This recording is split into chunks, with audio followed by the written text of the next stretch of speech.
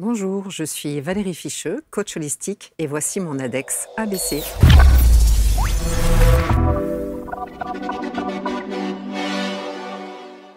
Le portrait donc de Valérie installée, enfin Valérie, c'est vite dit, il y a peut-être une autre façon de l'appréhender, de lui parler ou évidemment de l'accueillir. On va voir ça tout de suite, mais je vais quand même commencer par Valérie. Bonjour Valérie. Bonjour Marc. Merci d'être avec nous. Enchantée. Eh bien, je suis très très heureux que vous soyez là parce qu'on va parler évidemment de votre parcours de vie et puis de la manière dont vous avez fait une sorte de reset dans votre vie. Un virage. Un gros virage. Un gros virage. Voilà. Tout plaqué pour recommencer une autre vie. C'est ça. Ça, c'est extraordinaire. Dans la Quel vie, courage. Dans la vie, il faut prendre des décisions. Ouais. C'est ce que les gens ont le plus de mal à prendre. Ouais. Et moi, je ne sais pas, il y a quelque chose qui me pousse à les prendre. Est-ce que parfois, prendre des décisions comme ça, aussi radicales, certains nous disent que c'est presque une question de survie? Ouais, je pense. C'est vrai que souvent, on a envie de faire des choses et on passe pas à l'action, on n'y va pas. Et comme je dis souvent, en fait, on n'en a pas assez marre d'en avoir marre. Et vraiment, quand on en a marre d'en avoir marre, là, on franchit le pas. Et voilà. Vous en avez eu marre d'avoir marre? Ouais, j'en ai eu marre d'en avoir marre. Voilà, plein de choses, différentes choses.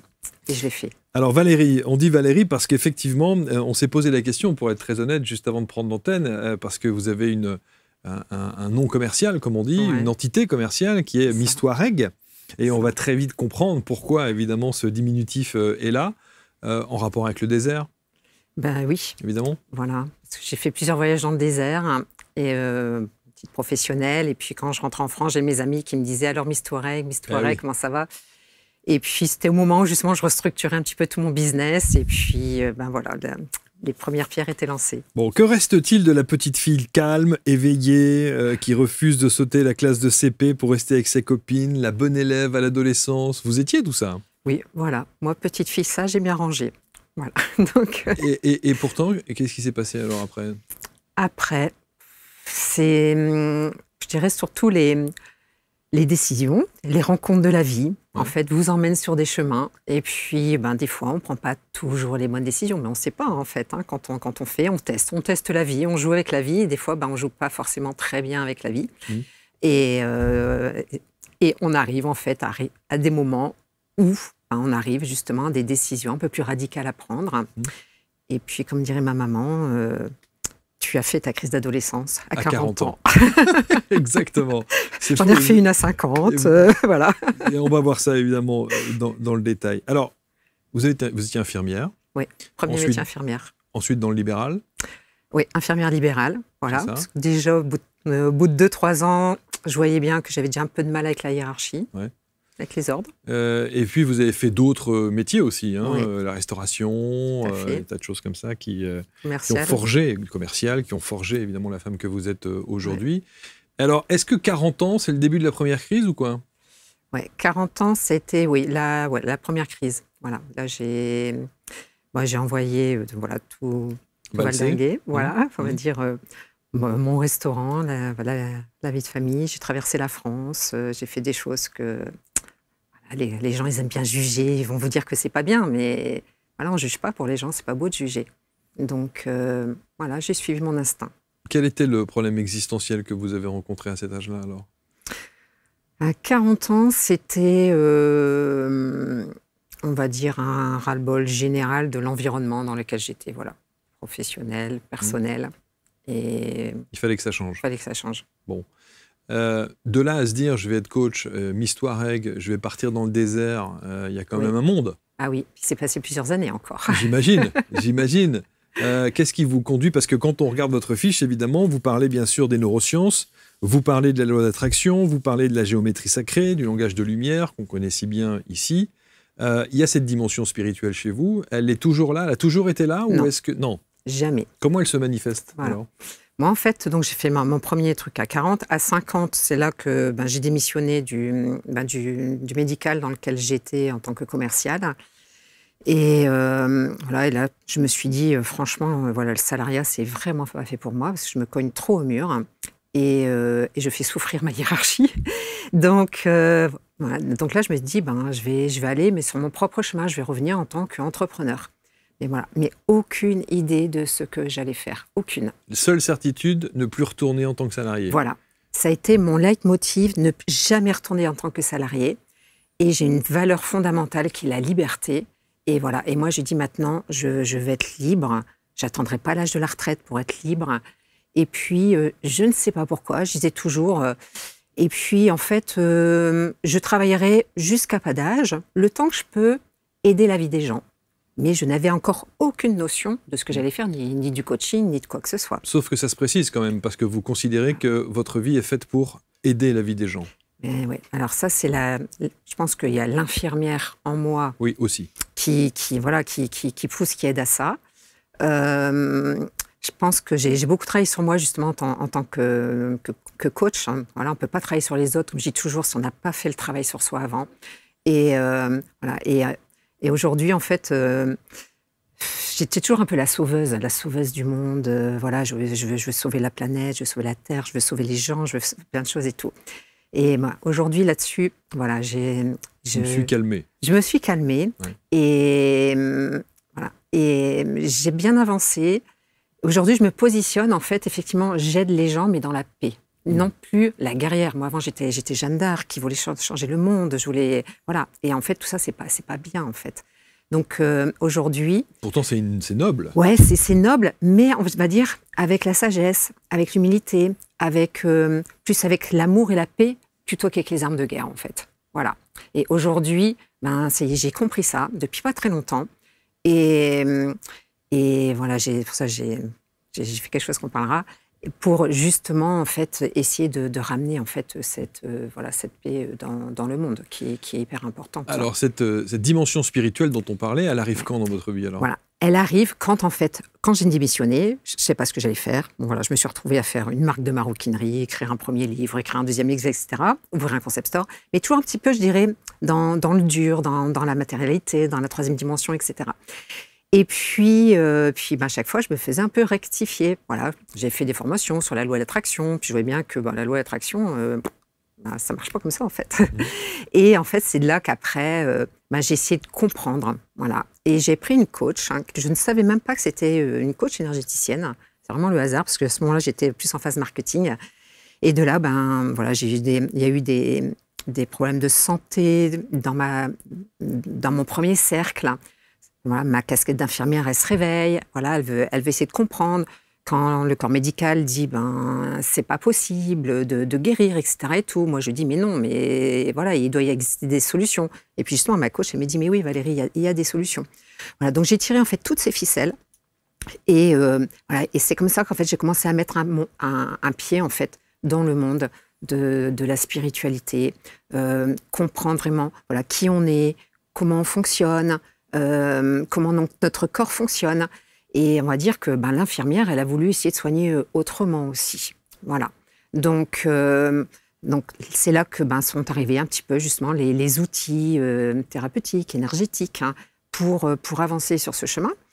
Et en même temps, voilà, j'ai 2 enfants et un fils cartésien, scientifique, et qui me disait mais maman, arrête avec tes bêtises, reviens sur la planète Terre. Aïe, aïe. Voilà. Et de là, je disais, mais non, je disais, mais tu sais, même Einstein, il a compris qu'il y avait autre chose, une autre dimension. Il m'a dit, mais qu'est-ce qu'Einstein, il vient faire dedans ? Et à ce moment-là, c'était le tout début, j'ai dit, mon fils, je reviens vers toi. Voilà, pour que j'ai les arguments scientifiques face à un scientifique. Ouais. Et donc vous formez davantage ? Voilà, et c'est là que j'ai commencé à éplucher les livres sur le quantique, tout ça, pour essayer justement de comprendre le monde invisible, en fait, qui nous entoure. Donc voilà, donc partir de l'infiniment petit dans notre corps à l'infiniment grand tout autour de nous et voilà, comprendre. En fait, j'ai un esprit qui a besoin de comprendre, j'ai un mental qui a besoin de comprendre. Et voilà, et en fait, au plus je comprends, au plus je suis rassurée, au plus j'ai la foi dans ce que je fais. Et aujourd'hui, voilà, j'ai beaucoup travaillé la foi également. Et aujourd'hui, moi, j'ai une foi inébranlable. Voilà, les lois de l'univers, etc. Et en fait, tout ce que j'ai découvert, c'est tellement puissant que en fait, je me dis, je suis maintenant, je peux pas garder ça pour moi toute seule. En fait, tout ça, je l'ai fait pour moi, pour avancer sur mon chemin, pour aller chercher ma liberté. Bien sûr. Et maintenant, et en fait, je sais pas, il y a quelque chose en moi qui a toujours envie de transmettre. Bah oui. Voilà, pour ça que j'avais créé. Et d'aider, et de partager, et de communiquer. Voilà. Eh oui, voilà, bien sûr. Partager. Et comme on sait très bien que le monde, il va pas bien aujourd'hui, hein, on n'a pas besoin de le dire. Donc, comment on pourrait faire justement pour améliorer aussi, en fait, voilà, le monde aujourd'hui. Qu'est-ce qui va pas? Pourquoi on en est arrivé à ce stade-là?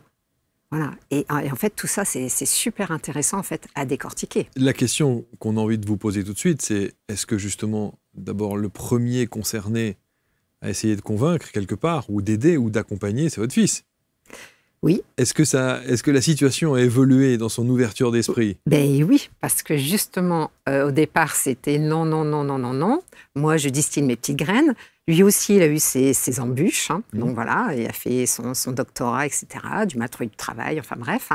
Et puis, voilà, il arrive un moment, ça avançait pas. Et puis voilà, puis un jour, j'ai dit, écoute, ce serait peut-être bien que tu viennes faire ma retraite dans le désert, parce que justement, c'est comprendre qui tu es. Et puis, si ça n'avance pas, il y a des réglages à faire. Voilà, quelles sont tes pensées, identifier les blocages. Identifier les blocages, etc. et tout. Voilà. Et bon, c'était pas simple. Et en fait, on va dire qu'encore une fois, l'univers a agi, a joué avec ça. Sa sœur, elle dit, écoute, moi, je vais avec toi. Il dit, OK, on y va. Wow. Ma fille, qui va pour prendre l'avion, elle traverse la France parce qu'on partait de Marseille. Au cours de route, elle dit, j'ai oublié mon passeport. Je peux pas monter dans l'avion. Je me dis, est-ce que mon fils va monter tout seul dans l'avion? Oui, voilà. Et aujourd'hui, je peux vous dire qu'il vient de faire sa rentrée. Et voilà, il a rebondi dans un domaine qui lui plaît beaucoup. Et exactement où il veut, dans la ville qu'il voulait, enfin tout ce qui est demandé. Et je dis, tu vois, Jules, on peut pas dire que ça fonctionne pas. Ouais. Voilà. Alors, qu'est-ce qui s'est passé parce que du coup, c'est devenu une spécialité, puisque vous accompagnez aujourd'hui des gens et des groupes dans ce désert marocain. Je n'entends parler que de ce désert marocain. Ouais. Il se passe des choses dans ce désert marocain. Il y a une énergie absolument extraordinaire. Tous les gens qui en reviennent, qui ont fait des bivouacs, même des trucs un peu roots, un peu pas tout, c'est pas du 5 étoiles évidemment, mais il y a des bivouacs extraordinaires, des Touaregs incroyables qui vous préparent des camps improbables où on mange à volonté. Enfin, je veux dire, c'est bon. Tous ceux qui ont vécu cette expérience-là reviennent différents. Tous. Qu'est-ce qui s'est passé pour Jules, alors, pour le coup? Eh bien, déjà, moi, il y a les enseignements. Voilà, j'explique, de l'infiniment grand à l'infiniment petit qui on est. Donc voilà, si je vous dis qui es-tu, voilà, à part une étiquette, nom, prénom, etc. Voilà, si je rajoute qu'es-tu, alors là, les gens, ils sont perdus, ils ne savent pas répondre. Et donc voilà, ça commence par ça. Voilà, l'univers, il nous a dotés de non seulement un corps physique, un émotionnel, etc. et tout. Donc en fait, c'est comprendre tout ça et comprendre que on a un outil fabuleux en nous, qui est notre pouvoir créateur. Et en fait, on s'en sert pas. C'est comme si en fait mon corps, on va dire aujourd'hui, c'était plus qu'une Ferrari, super sophistiqué, mais en fait, je me sers que de la 2 chevaux. Et donc, pourquoi on ne se sert pas du reste? Parce qu'on ne nous a pas donné le mode d'emploi. Donc aujourd'hui, moi je veux qu'on reprenne le mode d'emploi de notre Ferrari. Et donc, pour pouvoir, à côté, non plus subir sa vie, mais créer sa vie. Donc ça va commencer par la maîtrise de ses pensées. Voilà, quelles sont vos pensées? Et après, la maîtrise des lois de l'univers. Et après, je crée. Est-ce que tous les matins, vous vous levez en disant, ce matin, allez, je vais jouer avec la chance. Qu'est-ce que je me provoque comme chance aujourd'hui? Non, je ne fais pas ça. Voilà. Et en fait, c'est ce qu'on devrait tous se faire. Mais si je vous dis, faites-le, vous sauriez le faire? Non. Voilà. Donc, à partir de là, c'est tout ça qu'en fait, je rectifie en fait dans le désert. Pourquoi être obligé d'aller dans le désert pour faire ça? Voilà. Alors, pourquoi? Parce que moi, déjà, quand j'étais commerciale, j'adorais aller dormir à la Belle Étoile, dans les Alpes, avec les enfants et tout. Et combien de fois je me disais toujours, mais mon PDG, il devrait venir dormir à la Belle Étoile et oublier les tableaux Excel ça va le détendre. Et la case verte en bas à droite. Donc voilà. Et en fait, vraiment, j'avais ce truc-là. Et puis voilà. Et je disais, un jour, j'aimerais bien emmener les gens comme ça dormir à la Belle Étoile. Puis un jour, j'ai créé ma première formation sur la loi de l'attraction, ça s'appelle le puzzle de l'abondance. Et j'ai un client qui me dit, Valérie, les formations en ligne, c'est bien, mais rien de vaut un présentiel et tout. Et je lui dis, t'inquiète, je sais où je vais le faire. Voilà, j'ai dit, moi, je vais emmener les gens, non pas à Paris, mais dans le désert, pour qu'ils dorment à la belle étoile, pour venir vraiment se reconnecter à l'essentiel, à la nature, à soi. Et puis faire voir qu'en fait, au milieu de rien, on a tout en nous pour créer sa chance. J'ai pas besoin d'aller faire les magasins pour créer ma chance, puisque j'ai tout en moi. Mais en fait, les gens, ils préfèrent aller acheter. Et je remplis. Mais je remplis avec quoi? Avec rien. Voilà. On remplit avec de la matière pour combler. Voilà, pour combler un vide. Un vide, un manque. Voilà, mais il ne va pas régler le problème. Il va pas régler le problème. Donc en fait, ce qu'il faut, c'est faire les réglages à l'intérieur de soi pour après, créer. Et quand c'est comme ça, je peux vous dire qu'on n'a plus besoin de rien. Et dans le désert, il n'y a pas de Wi-Fi, il n'y a pas de téléphone, il n'y a rien du tout. On déconnecte de tout. Et en fait, on se retrouve face à soi. Et ça, franchement, c'est ultra puissant. C'est bien, comme je dis, ça remet les pieds sur terre, ça remet les pendules à l'heure, là-bas on jette l'heure. Et voilà. Et puis, voilà, l'autre truc du désert, c'est vrai que ce sont ces nomades. Et moi, j'ai redécouvert le mot humanité, qu'on a perdu en France. Voilà. Moi, à chaque fois que je reviens, c'est toujours, j'ai l'impression de changer de planète. Et là-bas, c'est un peuple autochtone et qui vit avec rien. Et ils sont avec leur cœur, avec leur philosophie, avec leurs croyances. Et ils ont le sourire. Et voilà, et ils ont le sourire. Et c'est pas la matérialité qui les comble. Voilà, c'est leur cœur, c'est leur foi qui les comble. Et du coup, ils sont prêts à tout pour vous, même si leurs conditions sont difficiles, surtout en été. Donc voilà. Et moi, ça m'a... Waouh. Donc vous emmenez des groupes depuis combien de temps? Mars 2023. Okay. À chaque fois, c'est des groupes de combien de personnes? Maximum 8. Parce que justement, je veux passer du temps avec chacun. Oui, pour le coup, là, vous êtes vraiment en présentiel, vraiment avec les gens. Quoi. Voilà. Moi, je dis que quand on y va, donc j'ai différents thèmes. Pour moi, l'oasis de la prospérité, c'est en mode nomade. Et pour moi, c'est physique, c'est intellectuel, c'est vraiment de l'engagement. Mais c'est super, en fait. C'est super de voir les gens, de voir leurs faiblesses, et puis de contrer les aléas du désert, les aléas du mental, et puis de les remettre sur le bon chemin, et puis de voir les résultats qu'on obtient dans les mois qui suivent. Parce que, comme je dis, en fait, la connaissance, c'est bien, mais c'est l'intégration qui prime. Voilà. Et moi, ce que je veux, c'est vraiment que les gens, ils intègrent la bonne conduite pour justement bousculer leur ligne quantique de chemin de vie et se remettre où ils veulent aller, en fait. Qu'est-ce qu'on fait D'abord, ça dure combien de temps?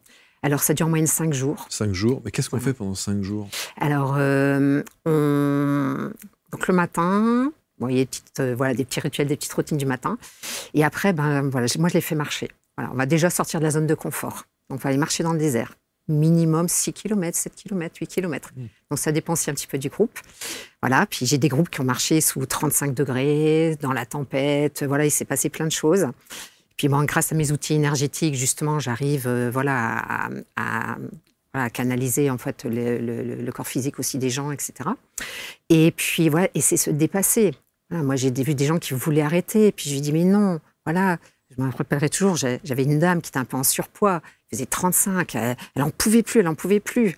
Et je lui dis, moi je suis sûre qu'en fait, tu as des réserves en toi et je vais te remonter. Voilà. Donc en fait, en marchant, je l'accompagne, voilà, je fais du coaching, etc. et tout. Et puis au bout d'un quart d'heure, je lui dis, je suis sûre maintenant que tu es capable de courir. Alors qu'elle voulait arrêter. Voilà. Et la personne, elle s'est mise à courir sous 35 degrés alors qu'elle ne pouvait plus dépasser son mental. Voilà, donc le matin, c'est ça, c'est sortir de sa zone de confort, se dépasser, aller voir un petit peu ses limites. Voilà, il y en a qui sont pris par l'ego, qui est trop puissant et qui va leur dire mais non, tu peux plus, donc j'arrête. Voilà, puis il y en a des fois, ils vont arrêter. Il y a des fois, non, je sais qu'ils peuvent continuer. Donc voilà, tout ça, c'est ça. Et après, c'est des enseignements, voilà, le reste de la journée, des exercices. Ça peut être des soins énergétiques. Voilà, moi, je voyage avec ma table sur un dos dromadaire et je plante ma table dans les dunes et je fais des soins énergétiques dans les dunes. La première fois, les nomades, ils étaient comme ça, mais qu'est-ce qu'elle nous fait? C'est sûr. Voilà, donc Voilà. Et quand je disais roots, c'est vraiment roots, c'est-à-dire qu'on dort à la belle étoile. Ah oui, vous dormez sur un petit matelas comme ça. Et voilà. Moi, dès le premier soir, il y a les tentes des nomades, si les gens ils veulent. Mais moi, je dis, on n'est pas là pour dormir sous la tente. Voilà, moi, je vous ai amené ici pour que vous dormiez à la belle étoile. Donc, vous allez dormir à la belle étoile. Oui, mais les petits scorpions, les petits serpents et les trucs. C'est ce que j'allais dire, il doit y avoir des bestioles quand même un peu. Alors, oui, il y en a sur toute la planète, bien sûr. Oui. Voilà. Et moi, je dis, en fait, moi, j'ai décidé que les scorpions, ils ne m'aimeraient pas. Du coup, ils ne m'aiment pas. Moi, je traverse le désert, pieds nus, 7-8 kilomètres, et en fait, j'ai aucun souci. Voilà. Puis, il faut dire qu'en fait, non, les scorpions, ils vont surtout sortir quand il fait très chaud. Et quand il fait très chaud, on n'y est pas. Donc, c'est plus l'été, en fait. Voilà. Donc, voilà, tout va bien. Pour les vipères, je dis, n'allez pas gratter les racines sous les arbres, parce qu'effectivement, mais voilà, quand on marche, il n'y a pas de souci. Il n'y a pas de souci. C'est eux qui ont peur de nous, il ne faut pas l'oublier. Voilà. Mais c'est vrai et chaque fois, c'est un travail sur les peurs. Donc, voilà, donc le premier jour, on casse déjà ces peurs-là. Alors après, la question, c'est de se dire, sur 5 jours, comme ça, dans le désert, à 8, il faut être sûr de s'entendre avec les autres. Hein. Oui. C'est un exercice, ça aussi. Hein. Voilà. C'est pour ça, quand je vous dis... C'est une expérience, ça aussi. Voilà. Hein. C'est une expérience pour tout le monde. C'est pour ça, quand je vous dis, pour moi, c'est vraiment intense, cette semaine-là. Ouais, voilà. En fait... les gens, ils se découvrent aussi un petit peu. Donc, voilà, il peut y avoir les surprises. Mais bon, après, on va dire, ça, c'est mon travail à moi, justement, de gérer le groupe, les personnes, les égos. Oui, parce qu'il doit bien y avoir de temps en temps quelques tensions en disant « Ah, lui, je ne supporte pas, il me fatigue. » Et on va se le coltiner 5 jours. Vous voyez ce que je veux dire ? Ouais. Voilà. En fait, il y a l'humain qui interfère autour de ça. Mais après, moi, je pose toujours l'intention aussi que j'attire à moi les gens qui me ressemblent pour que ça se passe justement à peu près bien. Et du coup, ça se passe relativement bien. Alors, donnez-nous un exemple de, je sais et j'en suis convaincu là-dessus, de transformation. Est-ce que vous avez quelqu'un qui vous a profondément marqué ? On dit souvent, tous ces gens qui sont allés faire des retraites comme ça un peu spirituelles dans le désert, il y a un avant et un après. Ouais. Est-ce que vous avez un exemple de quelqu'un qui vous a profondément marqué, qui vient... d'une certaine manière, sans doute avec son fardeau d'ego et de certitude, et qui brise un peu la glace et se transforme. J'ai plusieurs, hein. J'ai plusieurs, voilà, heureusement, j'ai plusieurs cas, mais j'en ai une, et c'est un modèle. Voilà, souvent, je la prends, je la cite aussi. Voilà, pour moi, c'est une dame... c'est une dame qui était vraiment dans la galère financière. Voilà, dans la galère financière, fichée, etc. et tout. Et qui était bloquée dans sa situation, qui était bloquée dans la vente d'une maison, d'un héritage, etc. et tout. Et voilà, donc tout était figé. Donc elle avait commencé comme ça par un peu le puzzle de l'abondance, poser des questions, etc. Puis après... elle voyait l'oasis, elle me dit j'aimerais bien venir, et je me dis waouh, elle n'a pas les moyens, et en fait je vois pas comment elle va faire pour venir, quoi. Voilà, mais ça on dit tu ne jugeras point, c'est hyper important parce que les gens ont aussi des ressources, et en fait la force de cette dame, c'est vraiment qu'elle veut s'en sortir. Et comme elle veut s'en sortir, eh bien, faut dire, elle a 67 ans, elle a été faire de l'intérim, elle a été cueillir des cerises par 35 degrés, pour pouvoir se payer son oasis et venir. Et aujourd'hui, quand il y a des gens qui vous diront « Oui, mais moi, je n'ai pas l'argent pour y aller », elle vous répondra « Va faire de l'intérim ». Il n'y a aucune excuse quand on veut changer quelque chose à sa vie. Voilà. Et puis, elle est venue une fois. Puis, la deuxième fois, c'était à l'automne, elle a été cueillir les courgettes. Et elle est venue une deuxième fois. Et puis, elle est revenue une troisième fois. Pour vraiment, chaque fois, on a travaillé, on a avancé, on a débloqué. Puis aussi bien dans sa santé, voilà, physique que le reste, que financière. Et aujourd'hui, cette dame qui voyait presque plus clair, qui ne voulait pas se faire opérer, elle a presque 10 sur 10 à chaque œil, elle revoit clair. Et en plus, on a débloqué toute sa partie justement financière, etc. Voilà, et aujourd'hui, comme on dit, elle est sur un nuage parce qu'elle est sortie de ses galères. Et elle se reconnecte à la vie, à la vraie vie. Et maintenant, elle veut faire le bien autour d'elle également, parce qu'elle a compris que c'était possible. Mais voilà, c'est vraiment une force de la nature, un exemple de quelqu'un qui a envie de s'en sortir. Est-ce que vous êtes donc aujourd'hui une adepte du « quand on veut, on peut » ? Mais complètement, complètement. Voilà. Tout le monde n'est pas d'accord là-dessus. Hein. Non, bien sûr. Mais moi, je dis, moi, c'est pareil. Moi, 50 ans, j'ai mis ma démission sur la table. Voilà, et j'avais des contraintes financières derrière. Hein, et je ne savais pas ce que j'allais faire. Hein. Donc, voilà. Donc, quand on veut, on peut. Quand on connaît le mode d'emploi, je ne vais pas dire c'est facile. C'est plus facile d'avancer dans le bon sens. Voilà. Donc, quand on sait qui on est, qu'est-ce qu'on est, les lois de l'univers, ben, je peux vous dire, vous rassemblez tout ça, eh bien, il arrive un moment, on ne subit plus sa vie, on crée sa vie. Voilà. Donc, quand on veut avancer, ben, il faut y aller. Alors, c'est pareil, j'ai un autre exemple. J'ai absolument rien contre les médiums, parce que je sais que c'est là, ça existe, etc. Et des fois, on me dit, Valérie, est-ce que tu vas voir un médium? Je dis, moi, je n'ai pas besoin d'aller voir un médium, parce que moi, je crée ma vie. Je sais ce que je veux, je sais où je veux aller, et donc, je vais la créer chaque jour. Je vais activer ma chance pour la créer chaque jour. Donc, je ne vais pas demander à une médium qu'est-ce que je vais faire dans 6 mois, parce qu'en fait, moi, je dis à l'univers, c'est ça que je veux dans 6 mois. Vous voyez? Et en fait, c'est reprendre son pouvoir, et reprendre son pouvoir créateur. Et comme j'aime bien dire, moi, c'est reprendre notre bâton de pouvoir. Et souvent, dans le monde d'aujourd'hui, eh bien, en fait, on donne notre bâton de pouvoir à quelqu'un d'autre. Et si on donne notre bâton de pouvoir à quelqu'un d'autre, on ne gère plus sa vie. On dépend de l'autre. Voilà. Et en fait, moi, ce que je veux, c'est que chaque humain sur Terre, aujourd'hui, reprenne son bâton de pouvoir. Et vous ne voulez plus dépendre de personne. Voilà. Et ne pas dépendre de personne. On ne dépend que de soi. Parce qu'on est tous égaux sur Terre. Donc, à partir de là, si tous les êtres humains, ils étaient égaux, et si tous, ils activaient leur pouvoir créateur dans le bon sens, dans la paix, dans l'amour, bah, on pourrait tous avancer.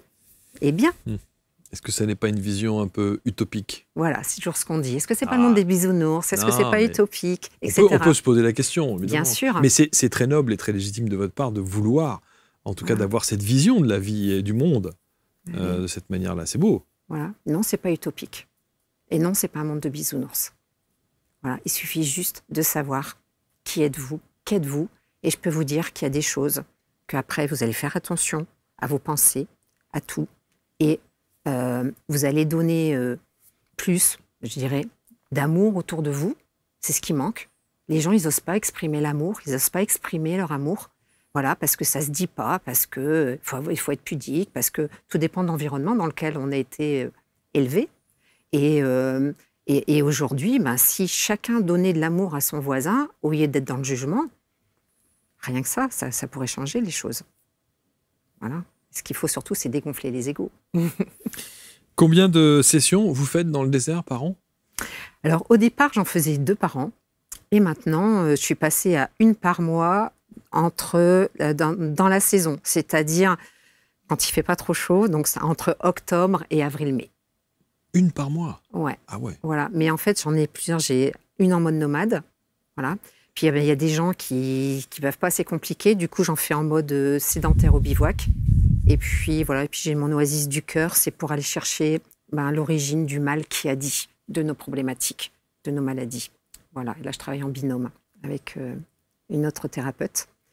Et puis voilà, puis là je viens de créer le dernier, c'est l'oasis soi-même, mais M''AIME, pour justement faire cette introspection. Je vois, quand je suis au bivouac, où je passe beaucoup de temps, il y a beaucoup de femmes qui aiment venir dans le désert pour se retrouver face à elles-mêmes, en fait, pour se poser. Puis en fait, une fois qu'elles sont arrivées, je m'aperçois que elles s'ennuient. Voilà, parce que elles ont voulu venir là, puis une fois là, qu'est-ce que je fais? Et donc, moi, je me suis dit, moi, puisque je passe du temps là-bas, eh bien, en fait, je veux bien en fait travailler avec ces personnes qui ont envie de venir, mais avec un objectif derrière, justement, d'avancer sur son chemin. Donc, de travailler en coaching et en soins énergétiques pour justement enlever les blocages, etc. Donc voilà, 3 heures par jour, un petit peu passer un peu de temps. Et après, toute seule, voilà, je les laisse. Et le soir elles sont toutes seules, elles se débrouillent. Tout le monde se débrouille. Voilà, ou elles discutent avec les clients du bivouac, ou autre, quoi. Mais voilà, moi, je dis, je passe 3 heures par jour avec elles. Et après, c'est leur voyage. C'est être face à elles-mêmes. Face à soi-même, oui, non, mais bien sûr. Et puis, moi, je vais leur donner un peu de devoir pour les faire raisonner, avancer. Et ça travaille après tout ça. Donc, une session par mois à partir de maintenant. Ouais. et jusqu'en avril. Ouais. Voilà. Il y a toujours le programme d'accompagnement en ligne. Oui, voilà. Ça, voilà, j'appelle ça le puzzle de l'abondance parce que, comme j'ai dit, la loi de l'attraction, c'est une pièce d'un puzzle. Voilà. Oui, c'est un des maillons du système. Voilà. Moi, j'ai cherché à comprendre, c'était plutôt pourquoi la loi de l'attraction ne fonctionne pas. Moi, c'est comme ça que je la présenterai, cette formation. Voilà. Et en fait, parce que ça dépend de tellement de choses. Et c'est une loi secondaire aux autres lois. Et puis, ça dépend de vous, de vos pensées, de votre mental, de votre corps physique, etc. et tout. Donc, voilà. Donc, du coup, j'ai appelé ça le puzzle de l'abondance, parce que l'objectif, c'est d'aller chercher derrière la prospérité. L'écriture. Oui. L'écriture. Alors, à l'heure où on enregistre cette émission, ça doit sortir là dans quelques jours où c'est sorti.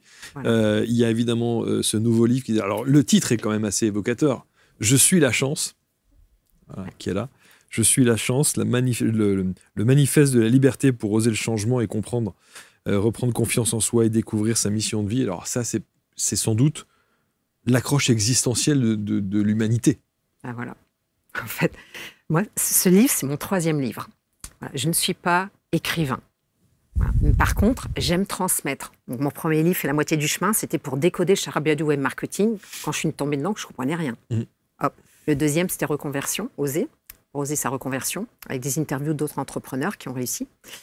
Voilà. Et là, on me disait, ouais, Valérie, il faut écrire un 3e et tout. Je dis, non, je ne suis pas écrivain et tout. Il faut les écrire, hein, ces livres. C'est sûr, c'est sûr. Voilà. Et en fait, j'ai dit, OK, j'y vais. Mais aujourd'hui, c'est une autre dimension. Et j'ai dit, si j'écris ce livre, mais c'est vraiment pour faire ma part de colibri, pour essayer de changer justement quelque chose dans le monde. Et parce que la jeunesse, elle ne va pas bien aujourd'hui. Hein, encore lui, il y a 30% des jeunes qui ne vont pas bien. Le monde de demain, pour eux, voilà, ils ont perdu le phare. Donc moi, je veux rallumer le phare.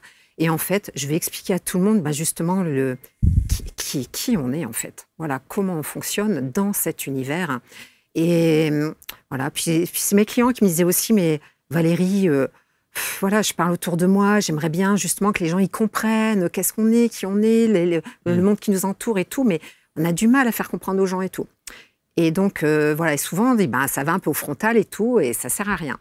Donc j'ai dit, écoutez, moi je vais vous préparer un outil, et en fait on y va dans le sens vraiment de éveiller les gens, mais en douceur. Et donc là, au lieu de parler, d'aller au frontal, offrez le livre, c'est facile, ça coûte pas cher, et puis voilà, on va voir qu'est-ce qui va se passer derrière, quoi. Voilà. Et le but, c'est vraiment que on reprenne tous notre bâton de pouvoir, voilà, et qu'on aille semer plutôt la paix, l'amour que la guerre. Mais moi, je suis toujours assez fasciné par ce genre de discours que je trouve tellement noble, et en même temps, quand on regarde l'immensité du travail qu'il y a à faire. Ouais. Voilà. On peut vite se décourager en se disant, bon, je vais déjà essayer de gérer ma vie et en tout cas de mes proches, de voir de quelle manière je peux faire en sorte que tout se passe bien. Mais si on commence à prendre une dimension planétaire pour essayer de sauver le monde, on n'en sort plus, quoi. Alors, Pardon, mais c'est logique. Hein. Et c'est pour ça que moi, avant, j'étais comme moi, c'était me sauver moi, hein, c'est me sauver moi, comprendre moi qui je suis, pour pouvoir après aider les autres. Sûr. Donc, quand je vois sur mes clients les résultats, les impacts, j'ai mes clients maintenant, maintenant, achetez le livre, et puis offrez-en 10 autour de vous, et les gens, ils vont évoluer, et puis 10 autour de vous. De toute façon, il faut toujours commencer par la technique de l'escargot, avant d'arriver au monde entier. Mais si on ne commence pas, c'est sûr. Il ne se passera jamais rien. Voilà, donc l'histoire du colibri. Le colibri, il éteint le feu dans la forêt avec une goutte d'eau. Mais si tout le monde s'y mettait, la foi, moi je l'ai, je peux vous le dire. Ça se sent. Et ça se transmet. En tout cas, on va mettre autour de la vidéo tous les liens pour qu'on puisse rentrer en contact avec vous. On va mettre aussi votre actualité avec les sessions d'immersion, comme vous appelez ça. Oui, voilà, d'immersion. Des immersions en plein désert. Voilà, ce sont mes oasis, j'appelle ça mes oasis. Il n'y a pas besoin d'être dans des conditions physiques particulières. Non, voilà. Non. C'est pour ça que maintenant, j'aime bien avoir un entretien avec chaque personne avant de partir. Voilà. Et puis, on va dire, celui qui n'est pas seulement capable de marcher aujourd'hui, je fais maintenant celui en mode au bivouac, où on ira peut-être marcher sur la journée, mais pas marcher, pas faire les 6-7 km. Donc, pour adapter, donner la chance à chacun, justement, de maîtriser qui je suis et de reprendre son bâton de pouvoir. Bravo, Miss Touareg. Voilà. Merci Valérie. Merci Marc. Merci infiniment. Vous pouvez évidemment commenter, on va lire tout cela. Et puis si vous avez... d'ailleurs, vous verrez sur la fiche index, il y a la possibilité de mettre quelques photos. Ça serait bien d'en mettre quelques-unes. Oui, on peut. Ça serait chouette. Il y a des belles photos pour faire j'imagine, ouais. Il doit y avoir des cadres exceptionnels. Ouais. Merci. Vous allez commenter donc avec bienveillance, évidemment. Et puis, on va lire tout cela très attentivement.